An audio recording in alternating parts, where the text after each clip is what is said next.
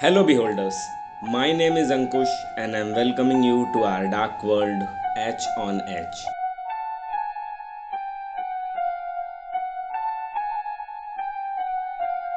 कुचिसाके ओना जापान की one of the most famous urban legends में से एक और एक ऐसी स्पिरिट जिसकी अपीयरेंस से ज़्यादा उसकी बैक स्टोरी भयानक है।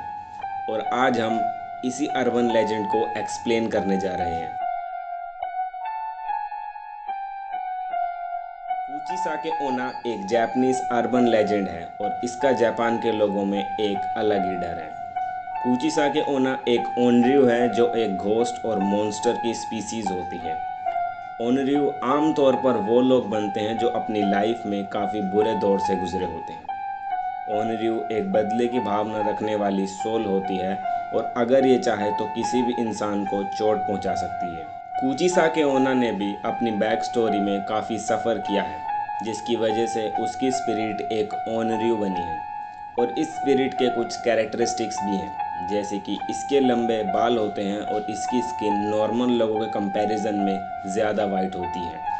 यह एक ब्यूटीफुल लेडी की स्पिरिट है जिसने सर्जिकल मास्क लगाया होता है, लेकिन ये सिर्फ मास्क लगाने तक ही ब्यूटीफुल रहती है, क्योंकि मास्क हटने के बाद इसके चेहरे के कट विजिबल हो जाते हैं, जिससे इसकी प्रेजेंस काफ़ी ज़्यादा डरावनी बन जाती है।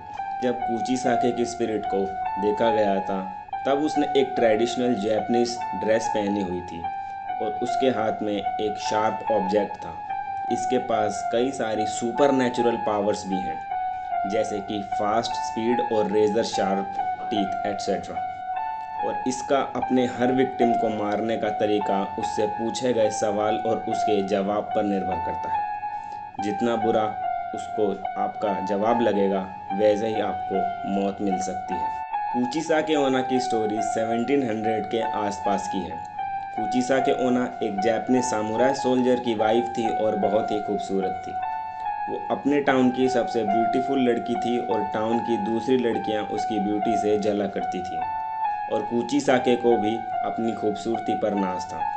कहा जाता है कि कुचिसाके की शादी होने के बाद भी उसके दूसरे लोगों के साथ फिजिकल रिलेशन थे और फिर धीरे धीरे करके ये बात पूरे टाउन में फैल गई। कुचिसाके का हस्बैंड एक सामुराई सोल्जर था और उसकी टाउन में काफ़ी इज्जत थी, लेकिन अपनी वाइफ की वजह से उसे अपने ही टाउन में काफ़ी इंसल्ट फेस करनी पड़ रही थी।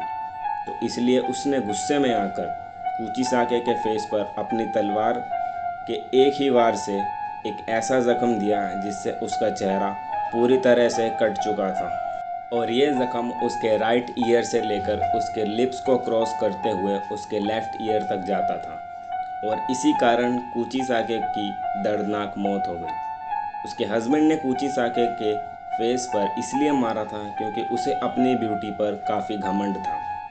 उसके फेस के कट ने कुचिसाके को एक मेंटल ट्रॉमा में भेज दिया था। मतलब कि उसके हस्बैंड ने कुचिसाके को मेंटली और फिजिकली दोनों तरह से चोट पहुंचाई थी। और फिर इसके बाद कुचिसाके की स्पिरिट एक ओनर्यू बन गई थी। और फिर कुचिसाके ओना की डेथ के कई सालों बाद लोगों ने उसे टाउन में देखा था। वो अपने फेस पर एक सर्जिकल मास्क लगा कर रखती थी और फिर कुछ समय बाद उसने टाउन के लोगों को अपना शिकार बनाना शुरू कर दिया था। कुचिसाके अपने विक्टिम को सेम तरीके से फेस पर अटैक करके एक जख्म दिया करती थी जैसा उसे उसकी डेथ के वक्त मिला था। और कुचिसाके ओना को जापान में 1970 में पहली बार देखा गया था। कुचिसाके अपने साथ एक तेज़ धार हथियार रखती थी। आमतौर पर वो अंधेरा हो जाने के बाद दिखाई दिया करती थी और कहा जाता है कि वो किसी भी स्ट्रेंजर के पास जाकर पूछती थी कि क्या मैं खूबसूरत हूँ, और सामने वाला हाँ बोल देता था तो वो अपना मास्क हटा लेती थी और फिर अपना सवाल दोहराती।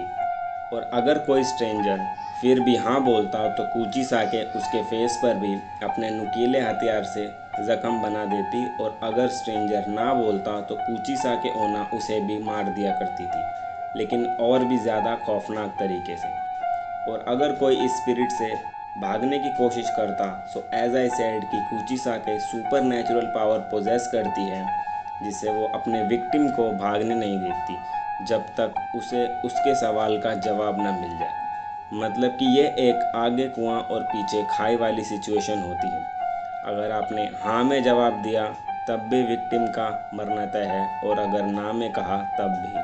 कूची साके ओना के साथ अगर आपकी कभी मीटिंग होती है तो हो सकता है कि यह आपकी ज़िंदगी का आखिरी दिन हो, लेकिन अगर आप कुछ बातों का ख्याल रखें तो हो सकता है कि कूची साके आपको नुकसान नहीं पहुंचा पाए।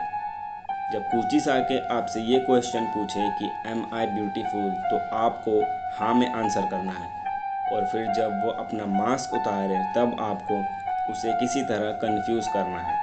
इससे उस स्पिरिट का ध्यान आप पर से हट जाएगा और वो कंफ्यूज होकर वहाँ से चली जाएगी। और कहा जाता है कि जो लोग कूची साके को कंफ्यूज करके बच जाते हैं, कूची साके उनके सपनों में आकर उन्हें हॉन्ट करती है।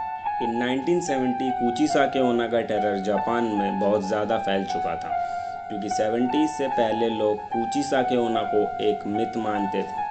लेकिन उस वक्त ऐसे कई सारे केसेस मिलने लगे जिसमें विक्टिम के फेस पर एक कट मारा गया था, ठीक कूची साके ओना की तरह, जिससे कूची साके ओना द अर्बन लेजेंड का डर अब लोगों में बहुत बढ़ चुका था।